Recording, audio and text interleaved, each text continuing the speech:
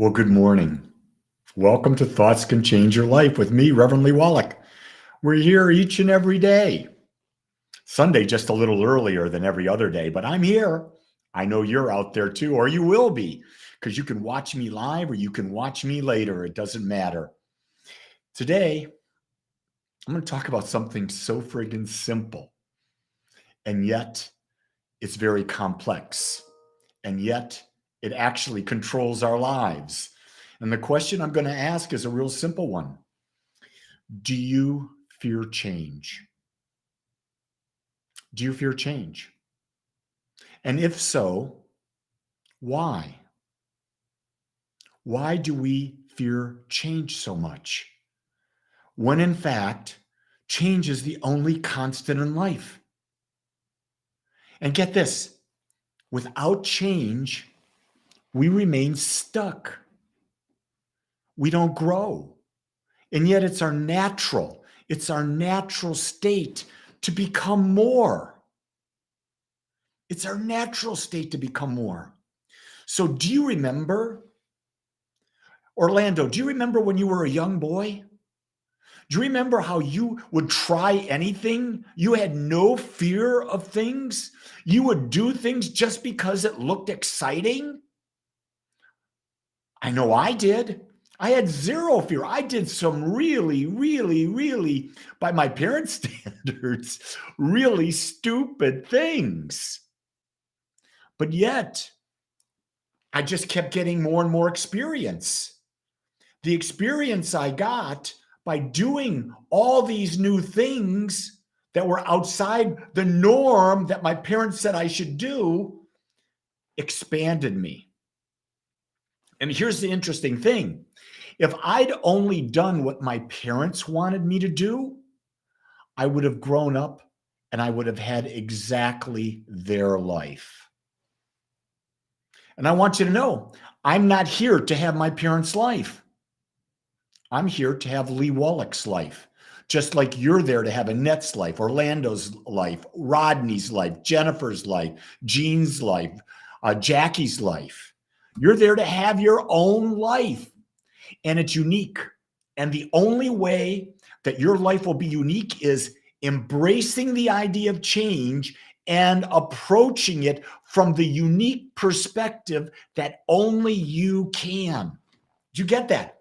So when you're there and change is happening all around you and you say, well, hey, can you tell me how you're dealing with this? Hey, can you tell me how you're dealing with this? No.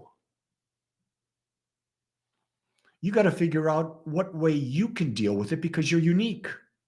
You're different than everybody else. You're not made to do change the way everyone else does.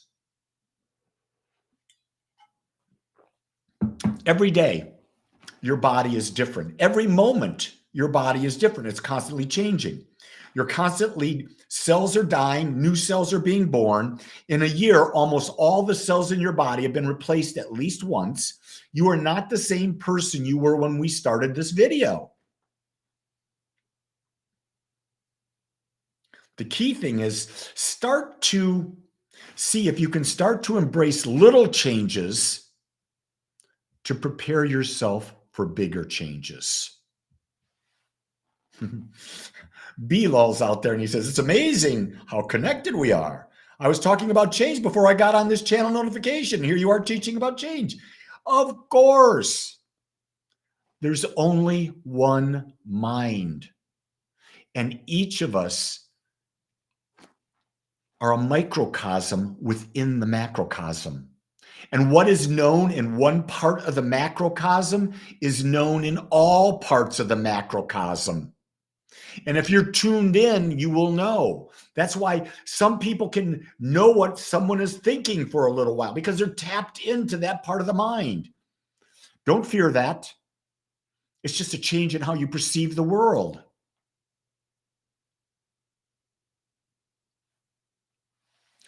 This idea, especially Lydia, you're so young. God, if I was young and had the wisdom I've got now. And you know what? What I just said is absolutely a foolish statement.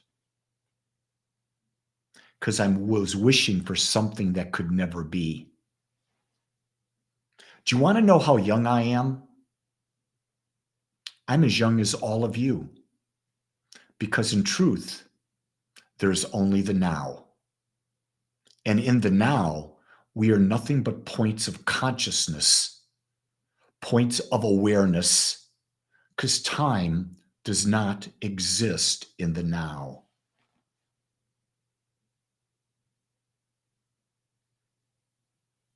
But we forget that. We're caught up in the illusion of the three-dimensional world. And we don't realize that there are so many other dimensions that are available. And very, very, very, very few people on the planet, will realize that. But if you think about the idea that there is an infinite, which I believe, I don't know, but I believe there's an infinite, then I'm created out of it. And so are you. And being created out of it, guess what? That means we're infinite. So we don't have to fear change. Change is simply our ability to unfold our level of awareness, to see, to be, and to experience our greater self. And we'll be doing that for eternity. Nilda says, growing up overprotected by my mother, I seemed to be fearful most of the time and hesitant to try something new until I became an adult and on my own. Our parents' intentions for us was to protect us. But what a parent's job is to teach us how to be explorers.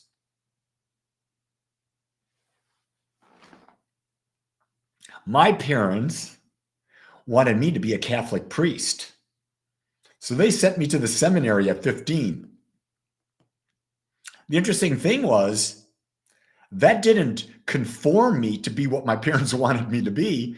It actually caused me to question everything that they were, question my religion. And then after a year, they kicked me out. They said, we don't want you back, Lee, because you just won't accept things. You question everything. So actually, in an indirect way, my parents taught me to be an explorer because I lived away from home at 15. I was away from their influence. I was surrounded by boys of 15 years of age. And we thought of crazy stuff. We did crazy stuff. We were 15. Orlando says, I've been trying to change my subconscious mind and habits for a while now.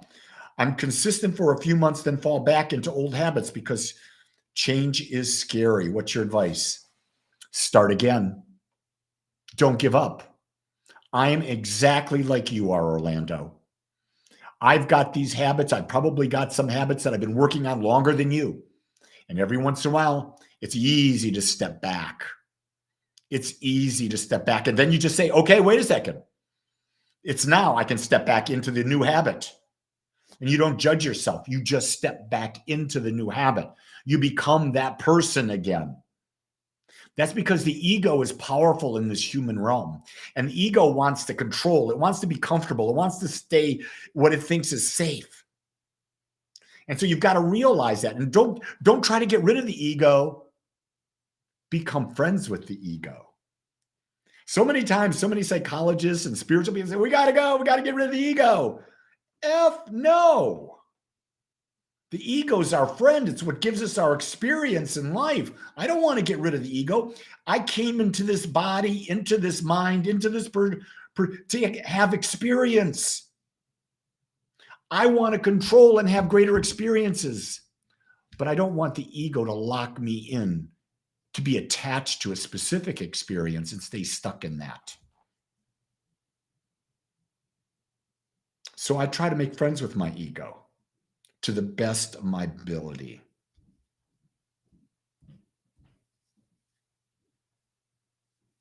Lydia, you're dead on. You don't have to like your parents. You don't have to like how they perceive things, but you have to accept them like they are because that's love. And in your mind, you're always free. It's just that you haven't been programmed to believe that, but you're on your way.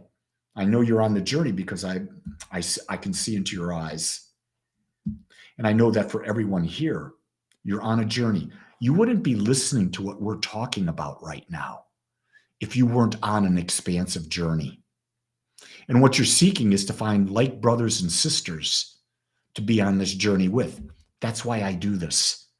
I'd much rather be on this journey with you and others of like mind than to be on it alone, because we are human. Never forget we're human. Don't try to get into the nothingness. Don't try to disappear into nirvana. Don't try to get rid of your ego and your body. No, enjoy it. That's why you're here.